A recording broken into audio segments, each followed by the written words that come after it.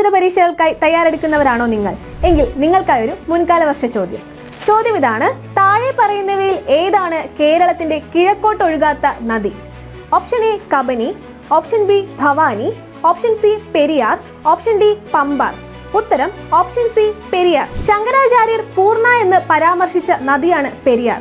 ശങ്കരാചാര്യരുടെ ജന്മസ്ഥലമായ കാലടി പെരിയാറിന്റെ തീരത്താണ് സ്ഥിതി ചെയ്യുന്നത്.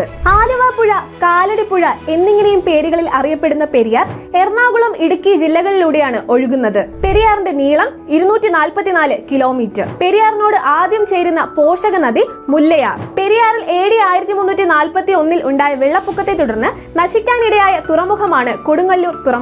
പെരിയാറിൽ 1924 ഉണ്ടായ വെള്ളപ്പൊക്കം അറിയപ്പെടുന്നത് 99 വെള്ളപ്പൊക്കം എന്നാണ്. തേക്കടി വന്യജീവി സങ്കേതം, തട്ടേക്കാട് പക്ഷി സങ്കേതം എന്നിവ പെരിയാറിന്റെ തീരത്താണ് സ്ഥിതി ചെയ്യുന്നത്. പെരിയാറിൽ സ്ഥാപിച്ചിട്ടുള്ള ജലവൈദ്യുത പദ്ധതികൾ ഇടുക്കി, പന്നിയാർ, പള്ളിവാസൽ, നേര്യമംഗലം, ചെങ്കുളം, ലോവർ പെരിയാർ. പടിഞ്ഞാറോട്ട് ഒഴുകുന്ന നദികളുടെ എണ്ണം 41. കിഴക്കോട്ടൊഴുകുന്ന നദികളുടെ എണ്ണം 3. അത് ഏതൊക്കെയാണെന്ന് ചോദിച്ചാൽ കബനി, ഭവാനി, പമ്പാർ. ഇതുപോലെയുള്ള ഇൻഫോർമേറ്റീവ് കണ്ടന്റ്സിനായി ചാനൽ സബ്സ്ക്രൈബ് ചെയ്യൂ.